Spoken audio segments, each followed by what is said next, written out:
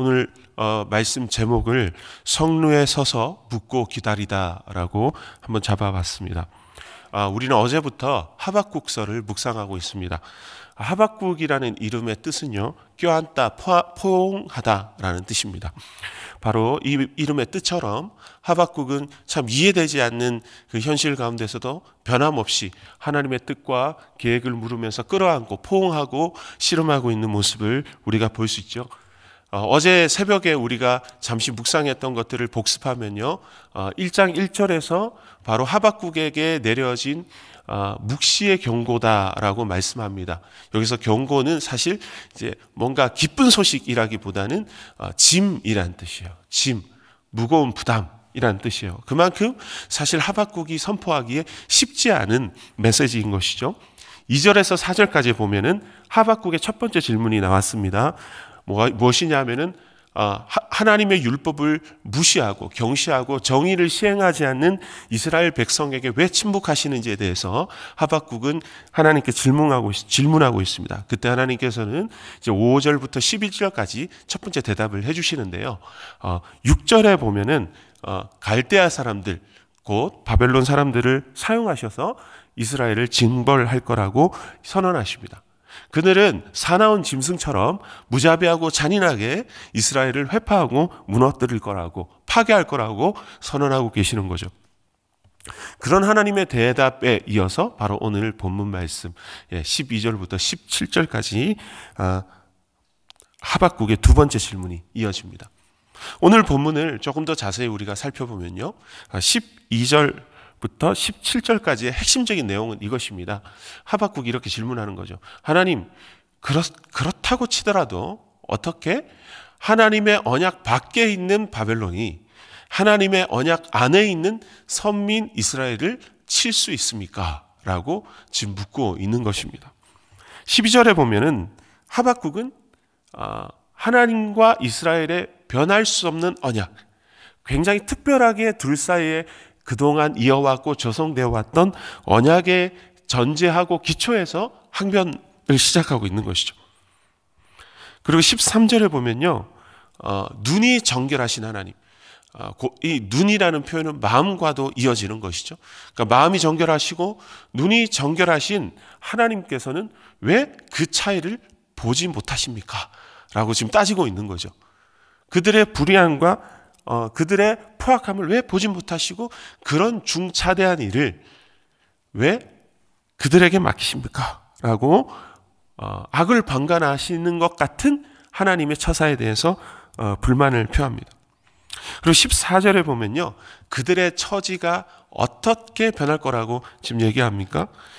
마치 사람이 아닌 고기와 벌레처럼 취급받고 변할 거라고 얘기하고 있어요. 15절에서 16절까지의 말씀을 보면요, 이 비유가 가만히 들여다보면 참 잔인합니다. 왜냐하면 이스라엘을 고기로, 그리고 바벨론을 그 고기를 잡는, 사냥하는 어부로 나오고 있는 것이에요. 그래서 어떻게 막 묘사하고 있습니까? 바벨론이 굉장히 신나서 막 고기를 잡는 어부처럼 나와요. 그래서 이스라엘을 그냥 그 고기를 강 바닥 밑까지 싹 끌어가지고 다 잡아가지고 어떻게 하는 거예요? 기뻐하면서 그들에게 그런 고기를 주신 자신들의 신에게 감사하는 제사로 뭐를 드리는 거예요? 이스라엘을 제물로 드리는 거예요. 그 다음에 그들의 밥상 위에 그들의 풍요를 기뻐하는 반찬으로 입에 올리는 고기 덩어리로 이스라엘을 사용하겠다는 거예요. 얼마나 잔인하고 끔찍한 예언입니까? 17절에 보면 하박국은 바벨론의 행악이 옳지 않다고 지금 따지고 있다는 거예요. 근데 사실 이 본문을 가만히 들여다보면 무엇입니까? 하나님, 그들이 불의합니다 라고 하면서 동시에 무엇입니까? 하나님이 불의하시지 않습니까? 라고 지금 묻고 있는 거예요. 사실 이 두 가지의 질문을 우리가 정말 깊이 생각해 봐야 합니다. 왜냐하면 이 질문은 사실 하박국의 질문으로 그치지 않을 가능성이 많기 때문이에요. 불의한 상황, 불의한 일들에 대해서 우리 마음에 고이 몰래 숨겨둔 질문일 수도 있어요. 우리가 살아가는 이 세상에서 대부분의 싸움은 어떤 싸움이에요? 완전한 악과 완전한 선의 싸움입니까? 그렇지 않아요. 우리가 싸우는 대부분의 싸움은 뭐냐면 우리가 누가 조금 덜 나쁜가의 싸움이에요. 사실 이거는 나에게도 해당되고 상대에게도 해당되는 얘기죠. 이런 상황에서 우리가 하나님께 불평하는 거죠. 하나님, 저도 솔직히 의로운 건 아니에요. 저도 잘못이 있고 저도 문제가 있는데 그렇다 하더라도 객관적으로 저 사람과 나를 보면 그래도 내가 조금 더 낫지 않습니까? 그래도 저 인간이 조금 더 나쁘지 않습니까? 반대일 수도 있겠죠. 내가 조금 더 나쁘고 저 사람이 조금 덜 나쁠 때도 있겠죠. 그러면서 우리는 그렇게 기도하는 거예요. 하나님, 내가 저 인간보다 내가 조금 더 나으면 내가 집을 살아도 한 평 더 넓은 곳에 살아야 하고 내가 한 끼를 먹어도 조금 더 맛있는 반찬 하나를 더 있어야 되는 거고 사실 조금 더 내가 돈을 벌어도 1원이라도 저 인간보다 더 벌어야 되는 거 아니냐는 거예요.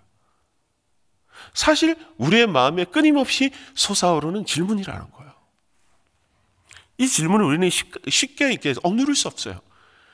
그러면서 뭡니까? 사실 우리의 마음속에 끝에 늘 붙이고 싶은 한마디 질문이 하나 더 있죠. 그런데 하나님은 왜 그렇게 공평하지 않으세요?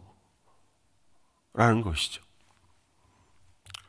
여러분, 그런데 하나님께서 가만히 생각해 보면 솔직히 왜 하나님께서 이 둘 중에 꼭 조금 더 의로운 것을 갈라내서 판단해서 선택하셔야 되나요? 하나님께는 그런 의무가 있습니까? 저는 없는 것 같거든요. 왜요? 그냥 악하면 다 악한 거지. 선하면 다 선한 거지. 왜 하나님이 굳이 더 나쁜 것과 덜 나쁜 것을 구분해서 조금 덜 나쁜 사람을 칭찬해 주셔야 되냐는 거예요. 사실 그것은 하나님의 의무가 아닐 수 있어요. 우리가 보기에 그런 걸 수도 있다는 것이에요. 여러분, 하나님께서는 어떤 문제가 생겼을 때, 특별히 둘 사이의 관계 문제나 또 어려움이 생겼을 때 단순히 불의의 양으로만 판단하시지 않는다는 거예요. 왜냐하면 둘 중에 누가 더 의로우냐라는 문제의 싸움은 가만히 보면 비교의식에서 나오는 경우가 많아요. 비교의식에서 나오는 자기평가는요, 의의 결과입니까? 죄의 결과입니까? 죄의 결과예요. 한번 자막을 하나 보겠습니다. 우리 창세기 3장 5절 말씀 보겠는데요. 우리가 같이 한 목소리로 읽도록 하겠습니다. 시작.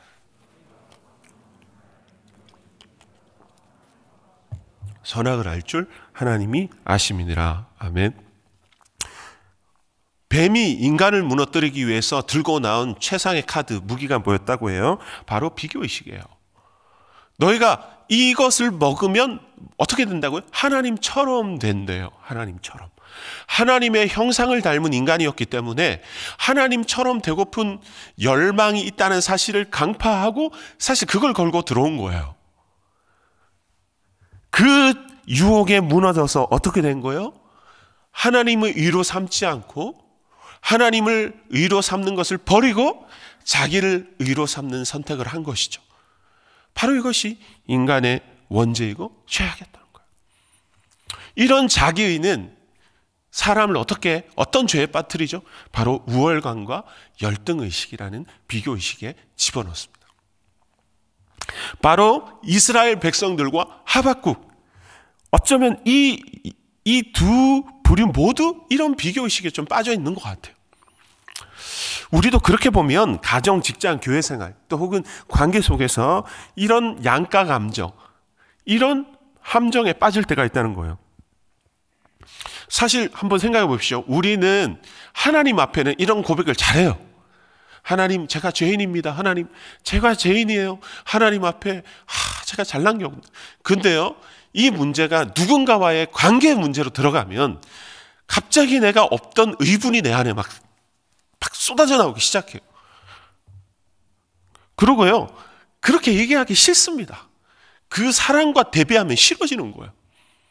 내가 하나님께 나는 죄인이라고 얘기하지만 누군가 한 명이 하나님과 나 사이 끼러 들어오기 시작하면 하나님, 저는 죄인입니다라고 얘기하기가 싫어지는 것이 바로 우리의 죄성이라는 거예요.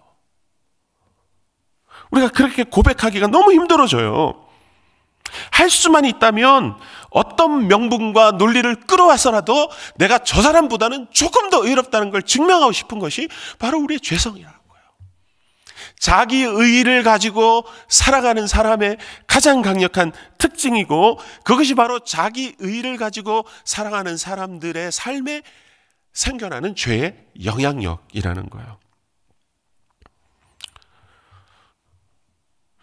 이런 불의에서 벗어나기 위해서 그러면 도대체 우리는 어떻게 해야 할까요? 하박국도 사실 그런 상황에 있다가 어떻게 보면 그런 감정을, 양가 감정을 느꼈는 것 같아요. 여러분, 하박국의 주장이 정말 타당한 것인지를 한번 자세히 들여다보세요. 그럼 앞뒤가 저는 좀 다른 것 같아요. 앞에서는 이스라엘의 죄에 대해서 막 얘기하다가 갑자기 그 사이에 바벨론이 끼어들어오니까 무슨 얘기하는 거예요? 갑자기 여기가 좀 더 낫지 않습니까? 라고 얘기하는 거잖아요. 저는 모르겠습니다. 약간 좀 입에 걸면 마스크고 코에 걸면 코걸이, 귀에 들면 귀걸이인 것 같아요. 그런데 하박국이 선택한 가장 최선의 선택이, 저는 정말 빛나는 선택이 2장 1절이라고 생각합니다. 우리가 2장 1절을 한 목소리로 읽도록 하겠습니다. 시작. 내가 내 파수하는 곳에 서며 성루에 서리라. 그가 내게 무엇이라 말씀하시는지 기다리고 바라보며 나의 질문에 대하여 어떻게 대답하시는지 보리라 하였더니 라는 거예요. 하박국은 이 가득한 질문을 가슴에 짊어지고 어디에 갑니까? 성루에 섭니다. 성루라는 것은 무엇이죠? 파수꾼이 근무를 서는 곳이에요. 한 큰 성읍이 있습니다. 그러면 그 성읍을 둘러싼 그 경계를 표현하는 그 외곽의 성벽 위쪽에 높이 이렇게 솟아있는 전망대와 같은 곳이 성루죠. 그죠? 그곳에서 무엇을 하는 거예요? 전망하고 있는 곳이에요. 어떻게 전망하고 있습니까? 그들의 세계와 밖의 세계를 아울러 돌아보면서 생각해요. 여러분 한번 떠올려 보십시오. 만약에 적군이 쳐들어와요. 그럼 저 멀리에서 그 적군을 미리 봅니다. 그리고 성 안으로 외치죠. 여러분 준비하셔야 돼요. 아니면 반대로 좋은 소식이, 아주 좋은 소식을 가진 막 기마병이 막 달려와요. 그럼 역시 성 안을 향해서 얘기하겠죠. 이것은 무엇입니까? 그 성루는 바로 그 성의 과거와 현재와 미래를 바라보는 눈과 같은 곳이에요. 비전이 있는 곳이에요. 바로 하나님의 세계와 나의 세계의 경계선이 바로 성루가 있는 곳이에요. 그곳에 서야만 우리는 나의 세계를 넘어서 하나님의 세계로 들어갈 수 있는 것입니다. 바로 하박국은 그 최선의 선택을 하는 거예요. 이스라엘의 세계만이 전부라고 생각하지 않게 됐다는 거예요. 어느 자리에서? 성루의 자리에서. 성루의 자리는 무엇입니까? 바로 하나님의 시선이 있는 곳이에요. 하나님의 마음이 있는 곳이라는 거예요. 하나님 눈이 있는 곳이라는 거예요. 그것이 어디겠습니까? 바로 기도의 자리, 말씀의 자리라는 거예요. 하나님의 계시의 자리라는 거예요. 우리가 그 성루에 설 때 우리가 무엇을 깨닫습니까? 내가 의로운 존재자가 아니라는 걸 깨닫는 거예요. 그래서 하박국은 어떻게 선포합니까? 2장 4절에 보면 이렇게 선포합니다. 같이 한번 읽어볼까요? 시작. 보라, 그의 마음은 교만하며 그 속에서 정직하지 못하나 의인은 그의 믿음으로 말미암아 살리라 라고 얘기하는 거예요. 루터가 얘기한 아주 유명한 구절이죠. 무엇에 대한 믿음입니까? 자기의 의로움에 대한 믿음입니까? 아니라는 거예요. 하나님의 의로움에 대한 믿음이라는 거예요. 결국 그 믿음이 우리를 하나님의 의로 데려간다는 거예요. 그것이 바로 하박국이 발견한 의의 기쁨이라는 거예요. 여러분, 말씀을 정리하도록 하겠습니다. 바로 우리가 하나님 앞에서 결단해야 되는 두 가지의 자세가 있어요. 뭐냐면 첫 번째는 성루에 올라가야 해요. 우리가 성루에 올라가서 하나님께 물어야 한다는 거예요. 여러분, 우리가 하나님 앞에서 하박국처럼 하나님과의 대화가 끊어지면 안 됩니다. 코로나19 사건으로 인해서 사실 우리가 지난주에 제가 간사님들, 리더님들 만나서 교제를 했어요. 다 같이 교제하면서 모임하면서 그랬어요. 어떠셨어요? 한 분 한 분 얘기를 다 들었어요. 마음의 소감을 들으니까 딱 두 가지더라고요. 뭐냐면 첫 번째는 아유 좋은 날 같다. 그러니까 정말 막 사역하느라 너무 고생하시고 힘드시다 보니까 이 2달, 석 달이 너무 힘들지만 영적으로는 좀 이렇게 쉼의 시간도 되셨던 것 같아요. 그래서 저는 또 하나님께서 허락하신 쉼의 시간이었던 것 같다라고 이제 말씀드렸어요. 근데 두 번째는 뭐냐면 이제 또 돌아올 때가 된 것 같다. 근데 그 돌아옴에 있어서 지금 회복해야 되는 것이 이제 필요하다는 것을 이제 자각하고 있는 거죠, 다. 근데 회복이라는 것이 무엇이 회복이냐는 거예요. 무엇이 복귀냐라는 거예요. 그래서 제가 간사님, 리더님들과 함께 나누면서 이제 뭔가 좀 구심점이 필요하겠다는 생각이 들었어요. 그래서 이런 얘기를 나눴습니다. 우리가 세 가지를 좀 하나의 그 키워드를 가지고 가자. 관리가 아니라 관계하는 리더십이 됩시다. 리더가 됩시다. 그리고 두 번째로는 거리보다 깊이를 더 중요시합시다. 그리고 어떤 형태보다는 방향을 우리가 제시하는 리더가 됐으면 좋겠습니다. 우리 같이 그걸로 씨름해 봅시다 라고 얘기를 했어요. 여러분 그렇습니다. 사실 우리가 서 있는 이 상황 자체가 굉장히 한 치 앞도 보이지 않는 전망을 찾기가 너무 힘든 상황이라는 거예요. 너무너무 낯설고 어색한 상황이에요. 이쯤 되면 막 특세를 준비하게 분주해야 되고요. 그리고 선교도 막 준비해야 돼요. 사실 부인할 수 없는 우리 교회의 핵심적인 구심점이었어요. 우리 교회 굉장히 중요한 존재론적인 기둥이었다는 거예요. 근데 지금 우리가 잡히질 않아요. 손에 잡히질 않고 감각이 어떻게 도대체 이것을 해석하고 이해할지 모르겠다는 거예요. 그리고 우리 직장 생활도 한번 생각해 보십시오. 우리가 죄를 저지르지도 않은 것 같은데 우리가 좀 더 그래도 신천지보다는 우리가 나은데 비교도 안 되죠. 근데 왜 우리마저 욕을 먹고 교회를 나오는데도 눈치를 보고 이렇게 해야 되는지 정말 무엇 하나 다 낯설고 어려운 순간들이란 말이에요. 그럼 도대체 우리가 어디에서 어떻게 전망을 해야 한다는 거예요. 그런 의미에서 여러분들은 정말 좋은 선택을 하신 겁니다. 오프라인으로 나오신 분들, 온라인으로 예배 가운데 나오신 분들, 우리는 결국 여기에서 하나님의 전망을 찾고 부르짖어야 됩니다. 하나님의 의가 무엇인지 우리에게 보여주십시오. 하나님의 그 시선이 어디를 향하고 있는지 우리에게 보여주십시오. 우리가 성루에 서겠습니다. 우리가 잠시 이 두려움과 무기력함으로 덮어두고 묵혀두었던 질문을 정확히 하나님 앞에 꺼내겠습니다. 내가 너무 오랫동안 당연하게 느꼈지만 우리의 마음에 갑자기 벼락과 같이 찾아오는 이 질문과 당혹스러움 앞에 내가 침묵하지 않고 하나님 앞에 묻겠습니다. 정말 하나님 앞에 따지듯 한번 물어보겠습니다. 항변도 해보겠습니다. 라고 기도해야 하는 것이에요.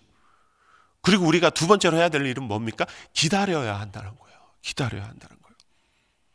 그 답은 우리에게 바로 오지 않을 수 있어요. 하나님의 시간표가 우리의 시간표가 다를 수 있다는 거예요. 근데 그럼에도 불구하고 우리는 하나님의 시간표를 믿고 기다리면서 하나님의 시선에 우리의 소망을 두고 오로지 그것에만 기대서 하나님을 기다려야 된다는 거예요. 그것이 뭡니까?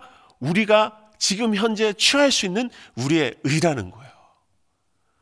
바로 우리의 의가 그것이라는 거예요. 여러분 말씀을 정리하도록 하겠습니다.